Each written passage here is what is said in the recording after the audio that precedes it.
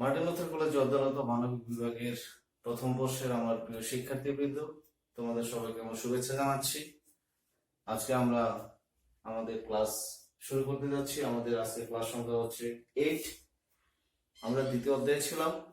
দ্বিতীয় অধ্যায়টা মূলত সমাজকর্ম পেশা ঐতিহাসিক প্রেক্ষাপট। আমরা বিগত ক্লাসে অথবা পূর্বের ক্লাসে সমাজকর্ম যে ঐতিহাসিক প্রেক্ষাপট সে বিষয় নিয়ে আলোচনা করেছি। আজকে আমরা দরিদ্র আইনে আলোচনা করব।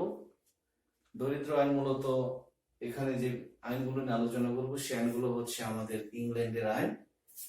তা আমরা সবাই জানি আমাদের সমাজকর্মের সৃষ্টি অথবা উদ্ভব হয়েছে ইংল্যান্ডে, এবং সেই অনুযায়ী আমাদের ইংল্যান্ডের অনেক ধরনের বিষয় সম্পর্কে আমাদের অধ্যয়ন করতে হবে, জানতে হবে, এবং ধীরে ধীরে আমরা সেই আইনগুলো থেকে মূলত পরবর্তীতে সারা বিশ্বের বিভিন্ন রাষ্ট্রগুলোতে দরিদ্রদের জন্য বিভিন্ন ধরনের যে আইনগুলো তৈরি হয়েছে মূলত তারই মডেল হচ্ছে আমাদের এইসব আইনগুলো।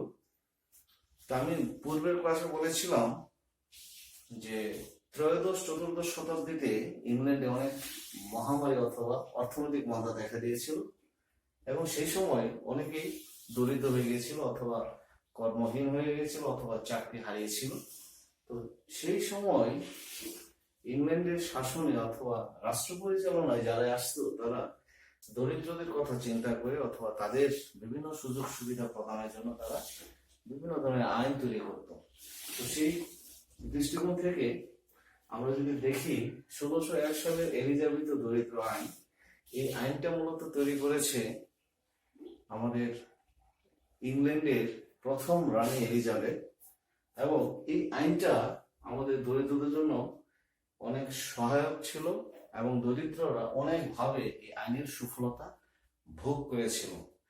এর পূর্বে অনেক আইন তৈরি হয়েছিল দরিদ্রদের সহায়তা প্রদানের জন্য, কিন্তু এই আইনের থেকে তারা তেমন ভালো ছিল না, অথবা এই আইনটা যতটুকু কার্যকরী ছিল অথবা দরিদ্ররা এখান থেকে যে সুযোগ সুবিধাগুলো ভোগ করেছিল পূর্বের আইনগুলো থেকে, তারা সেইভাবে সেই সব সুযোগ সুবিধাগুলো তারা ভোগ করতে পারে নাই।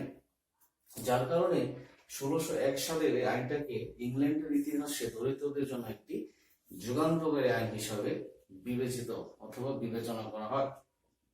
আমরা জানি একটা সময় আমাদের বিভিন্ন দান ব্যবস্থা অথবা সেবামূলক যে কাজগুলো ছিল ম্যাক্সিমামই ছিল গির্জা ভিত্তিক অথবা ধর্মীয় প্রতিষ্ঠান ভিত্তিক।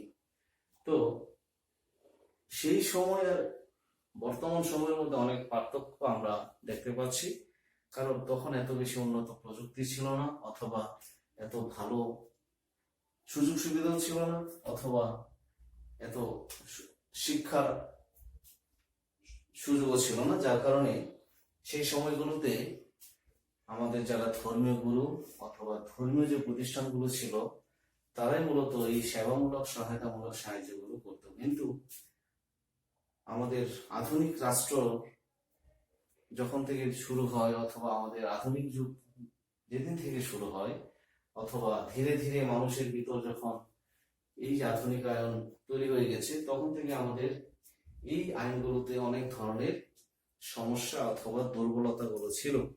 যার কারণে আমাদের প্রথম যে দরিদ্র আইন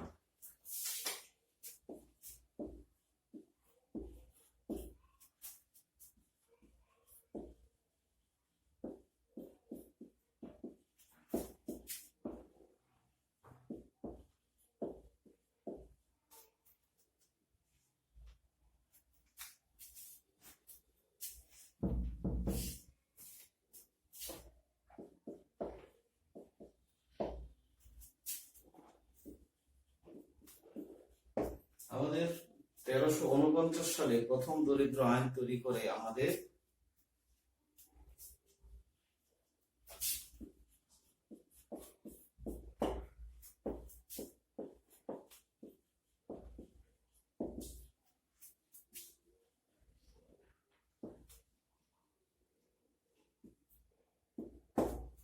রাজা এডওয়ার্ড। তো সেখান থেকে 1601 সালে আসার পূর্বে 1597 সাল পর্যন্ত মোট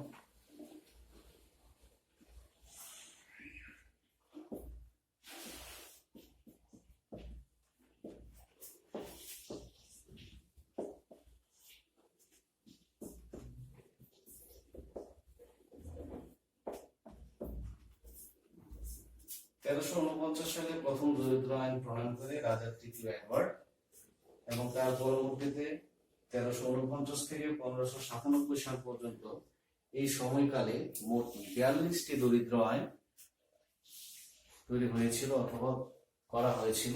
কিন্তু সেই সব আইনগুলো অথবা দরিদ্রদের জন্য যে বিভিন্ন ধরনের সুযোগ সুবিধাগুলোর জন্য এই আইনগুলো তৈরি করা হয়েছিল সেগুলো যথাযথভাবে সফলতার মুখ দেখেনি। তো রানী এলিজাবেথ 1601 সালে এসে 1349 থেকে 1597 সাল পর্যন্ত যতগুলো দরিদ্রদের জন্য আইন তৈরি হয়েছিল সবগুলো আইনকে সে খুব ভালোভাবে পর্যালোচনা করে অথবা বিচার বিশ্লেষণা করে সে একটি নতুন আইন তৈরি করে, সেটা হচ্ছে 1601 সালে দরিদ্র আইন। এবং এই আইনটা তৈরি করার ক্ষেত্রে সে ইংল্যান্ডের অনেক স্কলার্স অথবা জ্ঞানী বিজ্ঞানী দার্শনিকদের একটি কমিটি গঠন করে দেয়। তারা যে কাজটা করে, তারা খুব ভালোভাবে পূর্বের আইনগুলোকে বিচার বিশ্লেষণ করে এবং কোথায় কি ধরনের ঘাটতি ছিল, কোন কোন বিষয়গুলো সংশোধন পরিমার্জন অথবা সংযোজন প্রয়োজন, সেই বিষয়গুলোকে ভালোভাবে দেখে তারা 1601 সালে একটি দরিদ্র আইন তৈরি করেন। এবং এই আইনটাকে বলা হচ্ছে ইংল্যান্ডের ইতিহাসে একটি যুগান্তকারী আইন, যা দরিদ্রদের জন্য অনেক ভালো একটি আইন হিসাবে এটা এখনো বিবেচিত হচ্ছে। এবং এই আইনের পরিপ্রেক্ষিতেও পরবর্তীতে আরো ভালো ভালো আইন ইংল্যান্ডের দরিদ্রদের জন্য তৈরি করা হয়েছিল। তো যাই হোক, আমরা এই যে 1601 সালে দরিদ্র আইন, এই আইনে কি কি ধরনের বৈশিষ্ট্য আছে এবং ভালো ভালো দিকগুলো আছে সেগুলো নিয়ে আমরা আজকে আলোচনা করব।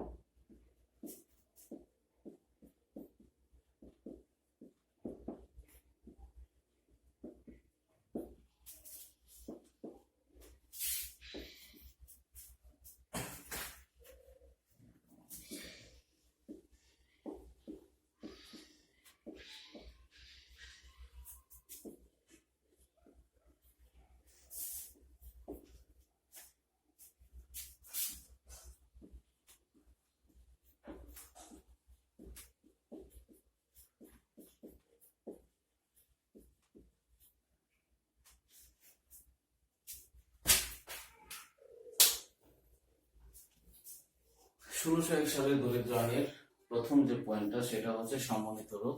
আমি পূর্বে আলোচনা করেছি সমন্বিত রোগ মানে হচ্ছে 1349 থেকে 1597 সাল পর্যন্ত যে যতগুলো আইন ছিল সেই আইনগুলোকে বিচার বিশ্লেষণ ও পর্যবেক্ষণ করে মূলত 1601 সালের আইনটি তৈরি করা হয়েছিল। দরিদ্রদের শ্রেণী বিভাজন।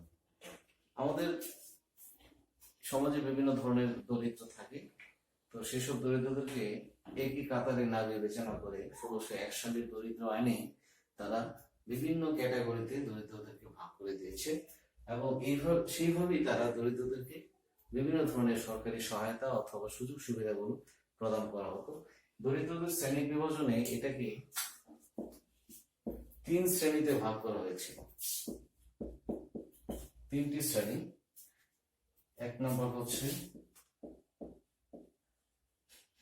সক্ষম, 2 নম্বর হচ্ছে অক্ষম এবং 3 নম্বর হচ্ছে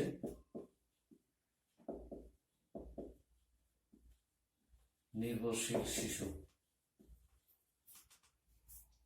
তো এখানে যারা সক্ষম দরিদ্র শ্রেণীর ছিল তাদেরকে মূলত বিভিন্নভাবে সরকারি প্রতিষ্ঠানগুলোতে কাজ করে তারপরে তাদেরকে সহায়তা করা হতো অথবা তাদেরকে কর্মসংস্থানের ব্যবস্থা করে দেওয়া হতো।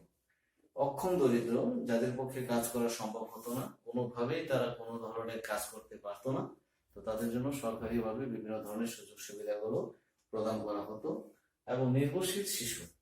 নির্ভরশীল শিশু মানে যে শিশুদের মা বাবা নেই অথবা মা বাবা তাদেরকে ত্যাগ করে গেছে অথবা পরিত্যক্ত অবস্থায় তারা বিভিন্নভাবে বিভিন্ন জায়গায় তারা জীবনযাপন করছে, সেসব শিশুদেরকে রাষ্ট্রীয়ভাবে অথবা সরকারিভাবে 1601 সালের যে দরিদ্র আইন সেই আইনের মাধ্যমে তাদেরকে বিভিন্ন ধরনের সহায়তা অথবা সেবা প্রদান করা হতো।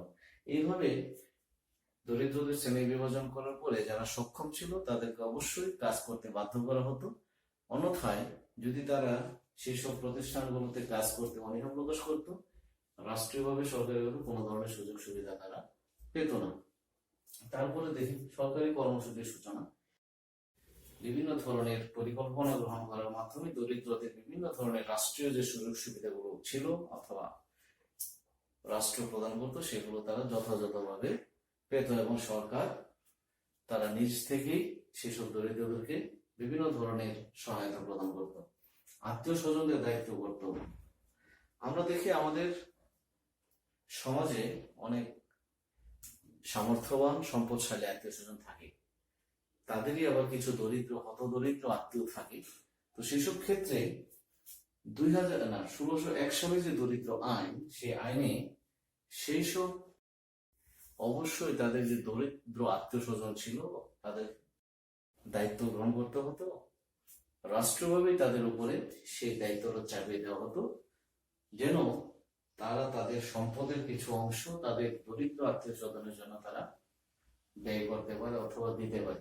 যদি কেউ এটা অস্বীকৃতি করতো অথবা অস্বীকার করতো অথবা দায়িত্ব গ্রহণ করতে চায় মানে ইচ্ছা পোষণ করতো না, সেই ক্ষেত্রে সরকারিভাবে তাদেরকে বিভিন্ন ধরনের ব্যবস্থা গ্রহণ করে বাধ্য করা হতো।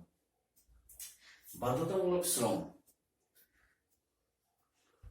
তো একটা পর্যায়ে গিয়ে দেখা গেছে যে দরিদ্র আইনের সহায়তা পেতে পেতে অনেক মানুষ অলস হয়ে গেছে, তাদের কর্মক্ষম, তারা সক্ষম, তাদের কাজ করার মতো সামর্থ্য আছে, কিন্তু তারা কাজের ভয়ে অথবা অলসতার কারণে তারা আর সেসব কাজে তারা যেতে চাচ্ছে না অথবা কাজ করতে চাচ্ছে না। এতে করে সরকারের দরিদ্রদের জন্য যে সহায়তা সেটা তারা ভোগ করছে। তো সরকার সেই সব সক্ষম দরিদ্রদেরকে খুঁজে খুঁজে বের করে তাদেরকে বাধ্যতামূলক শ্রম অথবা অবশ্যই তাদেরকে কাজ করতে হবে, অন্যথায় কোনো ধরনের সুযোগ সুবিধা তারা পাবে না। সেই অনুযায়ী তাদেরকে বিভিন্ন সরকারি যে প্রতিষ্ঠানগুলো ছিল সেই প্রতিষ্ঠানগুলোতে তারা প্রেরণের ব্যবস্থা করে এবং এতে করে একটা পর্যায়ে গিয়ে যারা সরকারের উপর সম্পূর্ণ নির্ভরশীল ছিল তারা কাজ করতে করতে তারা নিজেরাই স্বাবলম্বী হয়ে ওঠে এবং সরকার আর তাদেরকে সেইভাবে সহায়তা না দিলেও আর তাদের কোনো সমস্যা হয় না। তারপরে যদি দেখি স্থানীয় প্রতিষ্ঠান। তো একটা সময় দরিদ্রদের সেবার জন্য নির্দিষ্ট একটা জায়গাতে সহায়তা প্রদান করা হতো। এতে করে দূর দূরান্তের যারা দরিদ্র ছিল তাদের পক্ষে সময় মতো এসে সেই সব সেবাগুলো গ্রহণ করা সম্ভব হতো না। তো 1601 সালের দরিদ্র আইনে এটাকে ডিসেন্ট্রালাইজেশন করা হয় অথবা বিকেন্দ্রীকরণ করে দেওয়া হয়, যাতে করে প্রতিটা অঞ্চলের দরিদ্ররা খুব স্বল্প সময়ের মধ্যে অথবা বিনা পরিশ্রমে তারা সেসব সুযোগ সুবিধাগুলো পেতে পারে। এটার জন্য তারা স্থানীয় প্রতিষ্ঠান হিসাবে বিভিন্ন অঞ্চলগুলোতে তারা সরকারি কর্মকর্তা কর্মচারী নিয়োগ করে এবং সেই অনুযায়ী তারা সেই অঞ্চলের দরিদ্র অসহায় মানুষদেরকে তারা বিভিন্নভাবে সহায়তা প্রদান করে থাকে।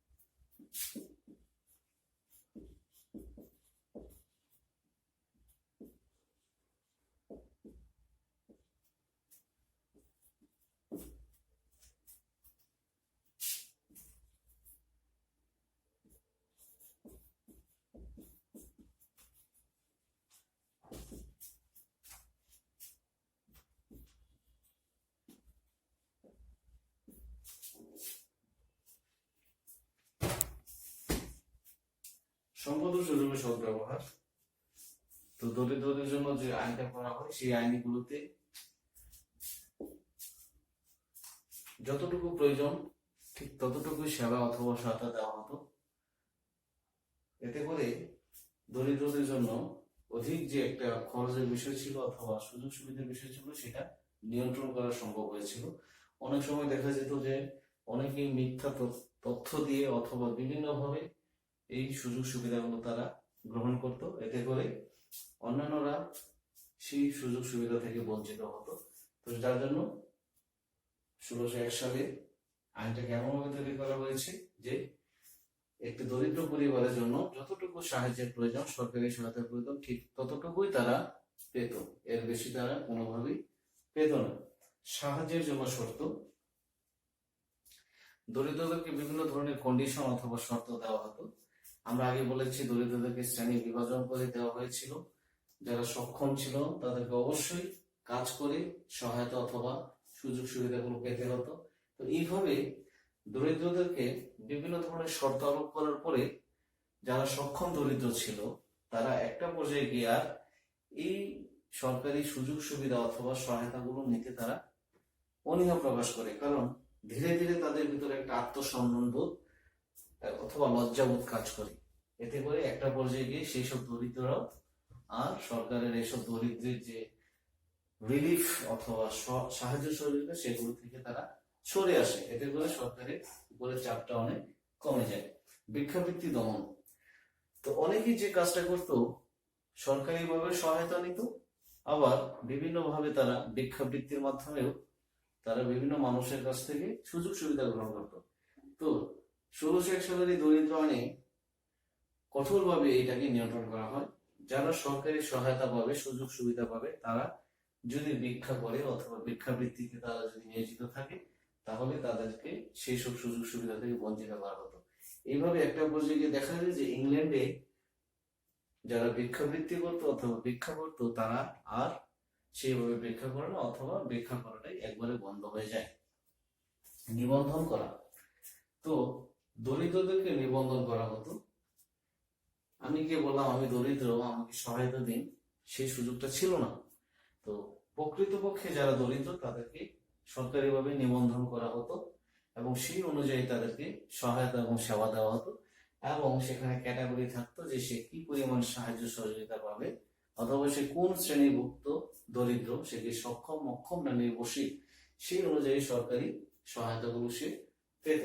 ওভারসিয়ার নিয়োগ, দরিদ্রদের বিভিন্ন আইনি সহায়তা দেওয়ার জন্য বিভিন্ন উকিল, বিচারক অথবা আইনের যারা দক্ষ আছে তাদেরকে নিয়োগ করা হতো। তারা মূলত এইসব দরিদ্রদের হয়ে রাষ্ট্রের সাথে অথবা সেই সব প্রতিষ্ঠানের সাথে যোগাযোগ করত এবং বিভিন্ন ধরনের তথ্য প্রমাণাদি তারা শো করত, যেন তারা একটা এভিডেন্স শো করতে পারে যে হ্যাঁ সে প্রকৃতপক্ষে দরিদ্র এবং তার জন্য এটা দরকার। তো সেই অনুযায়ী রাষ্ট্রীয়ভাবেই এইসব লোক নিয়োগ করা হতো, যেন প্রকৃত যারা দরিদ্র তারা যেন সরকারি সুযোগ সুবিধা থেকে বঞ্চিত না হয়।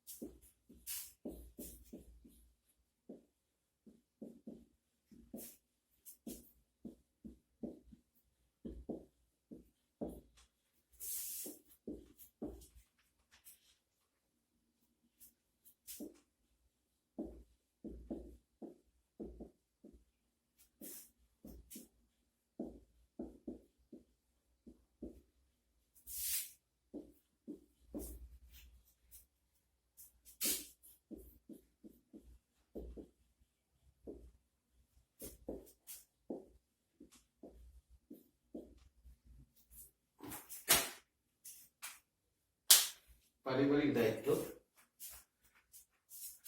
তো যেসব নির্ভরশীল শিশুদের রাষ্ট্রীয়ভাবে অথবা সরকারিভাবে সাহায্য সহযোগিতা দেওয়া হতো তাদেরকে বিভিন্ন পরিবারে প্রেরণ করা হতো।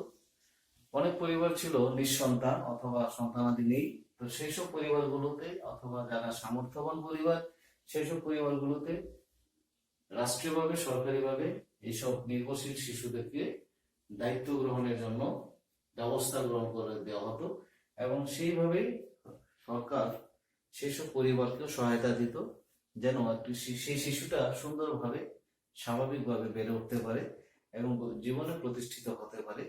18 বছর অথবা 20 বছর হওয়ার পরে সে যেন নিজেই নিজেকে পরিচালনা করতে পারে অথবা নিজের দায়িত্ব বা নিজেই বুঝে নিতে পারে। এইভাবে পরিবারের উপরে বিভিন্ন ধরনের দায়িত্ব আরোপ করা হতো, যাকে আমরা বলি অ্যাডাপ্ট চাইল্ড। আমরা দেখি যে আমাদের বিভিন্ন উন্নত বিশ্বগুলোতে এই ব্যবস্থাটা আছে, ইভেন বাংলাদেশেও এখন অনেকেই এইভাবে দরিদ্র অসহায় শিশুদেরকে তাদের নিজ পরিবারে রেখে বিভিন্ন ধরনের পারিবারিক কিছু কাজ করিয়ে অথবা সহায়তা দিয়ে তাদেরকে শিক্ষার সুযোগ করে দিচ্ছে অথবা ভরণ পোষণের দায়িত্ব পালন করছে। কারারোপের ব্যবস্থা, যদি কোনো দরিদ্ররা অথবা মিথ্যা তথ্য দিয়ে বিভিন্ন ভাবে এইসব সুযোগ সুবিধা গ্রহণ করার জন্য সরকারের কাছে আবেদন করতো এবং তারা যদি সেইভাবে তাদের তথ্য উপাত্ত উপস্থাপন করতে না পারতো তাহলে সরকারিভাবে তাদেরকে কঠোরভাবে শাস্তি প্রয়োগ করা হতো অথবা কারাগারে প্রেরণ করা হতো। আর যদি কেউ সক্ষম হয়েও কাজ করতে চেত না অথবা সরকারের এইসব শর্তগুলো না মানত তাদেরকেও কারাগারে প্রেরণ করা হতো। তো যার কারণে অনেকেই ভয়ে একটা পর্যায়ে গিয়ে তারা এইসব দরিদ্র বিভিন্ন ধরনের যে সুযোগ সুবিধা সরকারি যে সহায়তা সেগুলো তারা দিত না, কারণ তারা তো স্বাবলম্বী, তাদের তো এত দারিদ্রতা নেই অথবা অভাব নেই। তো এইভাবে ধীরে ধীরে ইংল্যান্ডে দরিদ্রের যে হার এটা কমতে শুরু করে। জরিমানার ব্যবস্থা, 1601 সালের যে দরিদ্র আইন, এই আইনে যে ব্যবস্থাগুলো রাখা হয়েছে সেই ব্যবস্থাগুলো যদি ইংল্যান্ডের কোনো নাগরিক যথাযথভাবে দায়িত্ব পালন করত না চাইতো অথবা অনীহ প্রকাশ করত তাদেরকে বিভিন্ন ধরনের জরিমানা ব্যবস্থা করা হতো, যেন তারা সেই দায়িত্বটাকে অত্যন্ত গুরুত্বের সাথে তারা সেটাকে সম্পাদন করে অথবা তারা দায়িত্বটাকে পালন করে। তো এইভাবে 1601 সালে যে দরিদ্র আইন, সেই আইনটা অনেক ফলপ্রসূ ছিল, দরিদ্রদের জন্য অনেক সহায়ক ছিল, যার কারণে এই আইনটাকে একটি আদর্শ আইন অথবা মডেল আইন হিসেবে বিবেচনা করা হয় এবং ইংল্যান্ডের ইতিহাসে দরিদ্রদের জন্য যতগুলো আইন তৈরি করা হয়েছিল সেই আইনগুলোর মধ্যে একটি অন্যতম অথবা ঐতিহাসিক আইন হিসাবে এটাকে বিবেচনা করা হয়। তো আজকে আমরা আলোচনা এই পর্যন্ত রাখছি। আশা করি আমরা মোটামুটি ক্লিয়ার হয়েছি যে 1601 সালে যে দরিদ্র আইন, এই আইনে কি কি ধরনের সুযোগ সুবিধা ছিল এবং এই আইনটা কতটুকু দরিদ্রদের জন্য কার্যকরী ছিল। তো সার্বিক আলোচনার পরিপ্রেক্ষিতে আমরা বলতে পারি, হ্যাঁ, 1601 সালের এই দরিদ্র আইনটা দরিদ্রদের জন্য অত্যন্ত ফলপ্রসূ ছিল এবং রানী এলিজাবেথ তার সুচিন্তিত চিন্তা ভাবনায় এবং তার দেশের যারা বিজ্ঞ লোক ছিল তাদেরকে নিয়ে একটি সুন্দর একটি আইন তৈরি করেছিল, যে আইনটা প্রকৃতপক্ষে দরিদ্রদের জন্য এবং দরিদ্রদের সহায়তা দেওয়ার জন্য এবং সেবা প্রদান করার জন্য। এবং ইংল্যান্ডে অনেক দরিদ্ররাই এই আইনের মাধ্যমে অনেক উপকার ভোগ করেছিল। যাই হোক, আজকে ক্লাস আমরা এই পর্যন্ত রাখছি। আগামী ক্লাসে আবার নতুন কোন টপিক নিয়ে আলোচনা হবে। সেই পর্যন্ত সবার সার্বিক মঙ্গল এবং সুস্বাস্থ্যতা কামনা করছি। সবাই ভালো থেকো, আবারও দেখা হবে।